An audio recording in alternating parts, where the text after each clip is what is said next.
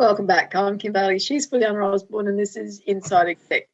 Today we're going to talk about reading and writing, and particularly about the benefits or other of physical books as opposed to digital books. So if you're reading on the Kindle or on your phone or wherever, and also about taking notes on what you're reading. So obviously we're not talking about fiction books. You don't need to take notes on a fiction book that you're reading, but how you can utilise the technology that's available to us all now, and what that means for you in terms of retaining some of the information that you're actually reading.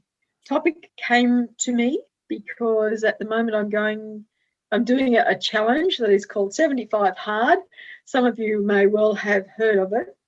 And I think I've talked about it previously when I first started on it. I'm about halfway through as we record this.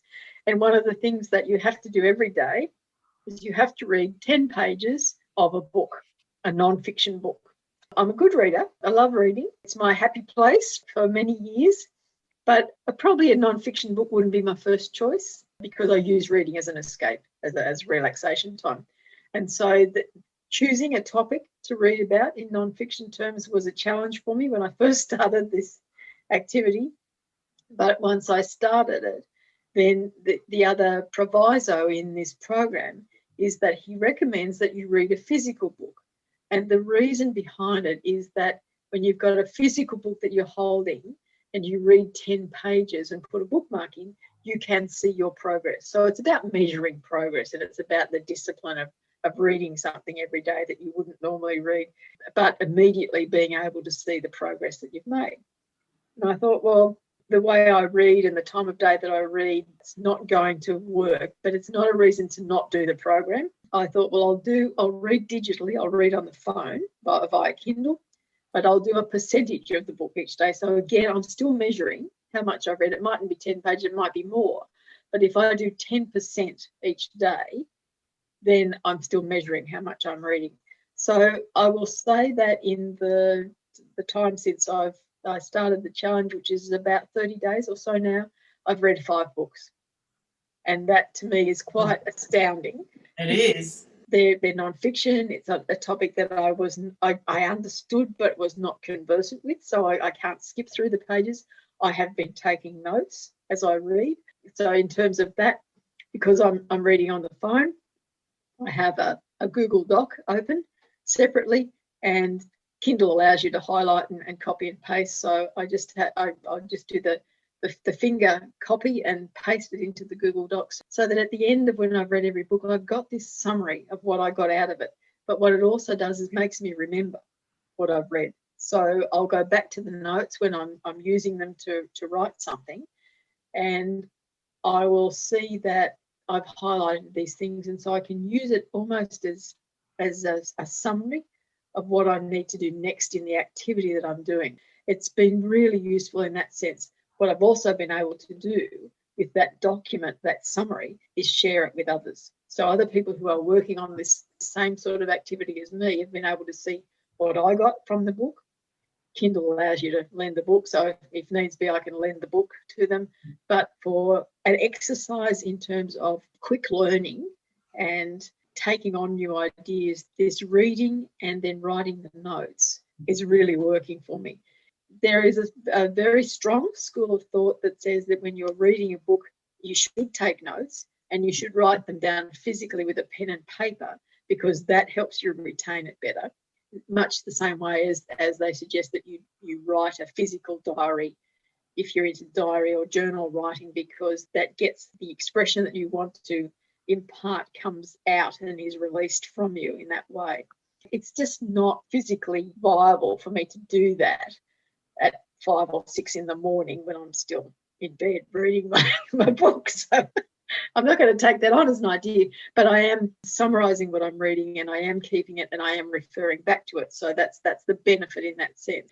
I guess the outcome from this program is that reading non-fiction, regardless of what it is, even if it's completely out of the area that you would normally read or think that you need to know, is going to give you some benefit just in the discipline of doing it, that whether you do it with a physical book or a digital book, you can measure what you're doing. And I really would encourage you to measure how much you're reading, whether it's a percentage, through the digital framework or a number of pages if you're doing the physical book, and take notes, again, whether it's digital or physical, because that reinforces for you in your brain what you're reading. I'll stop talking now. That's good. Actually, what you described is probably suitable for most people. It's a mixture and how you use it. And certainly for me, I do both. I read actual books and I read digital books, mostly nonfiction. But basically, I find taking notes, again, is good, not so much as I'm reading the book. I find the notes for me are notes for me as triggers to remind me when I'm covering that topic. Like if I'm preparing for a podcast, for example, I will probably read lots and lots of online articles and draw on my own and other people's experience. But when I'm preparing, I'll probably write about 5 dot points and able to cover all of that in 5 dot points because they just trigger to make me that. I found it hindering if I write longer notes because I found that then the only way I can do them justice is to read them, which is boring. So I don't do that. For me, that doesn't work. I know it does for other people. As far as the convenience of both and the timing, they both got a place. With that, sometimes you don't want the light in your eyes when you're reading a digital something.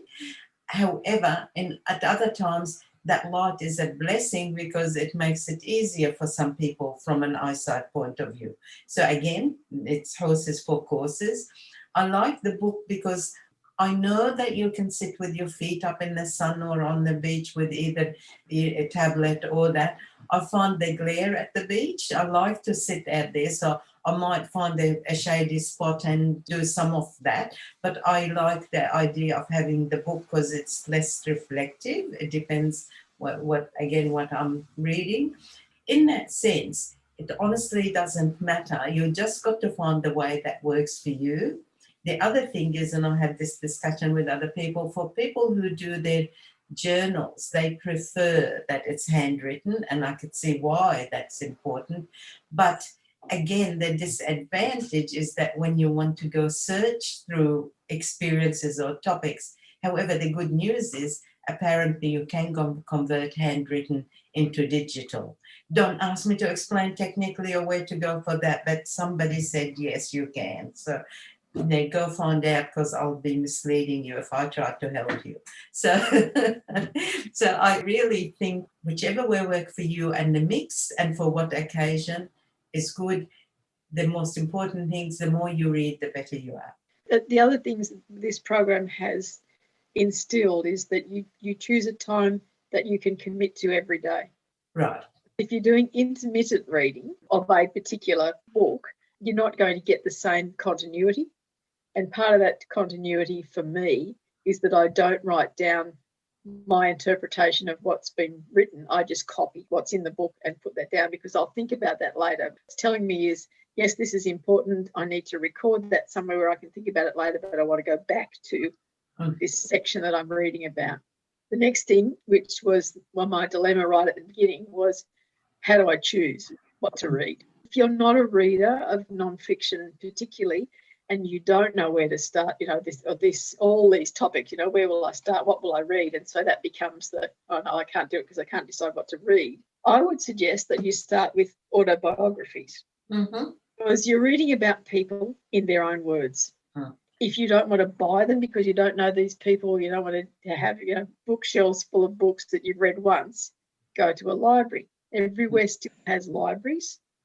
And you can access them and borrow the books rather than buy them and read them that way. I suppose many, many years ago, I started out with autobiographies. I didn't go to biographies because I didn't want someone else's view of a particular person necessarily. So autobiographies, first of all. And then in this case, I went looking for a particular book that was going to help me in another area of my activities, and found that as a physical book, and then thought I really need something else to start today. So what can I do? And sort of cast around and thought, well, there's this area that I probably should know about. I don't really want to read about it because I don't really want to know about it. So why not tackle that?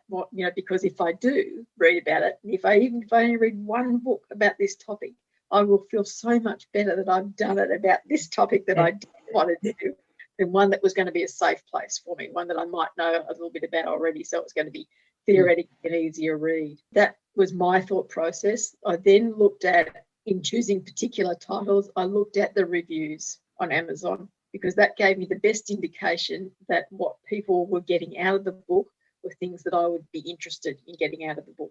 That's a good way to tell as well. It's not always the 5-star, the 4 or 4.5-star books. Sometimes the reviews will speak to you and give you an indication that, well, that's what I want to read about. That's the sort of stuff that I need to know. Not that it's well written, not that it's perfect English, all those things, because a couple of the books that I've read in the last few weeks are incredibly sexist and very much geared towards the 1930s, but the information in them is timeless.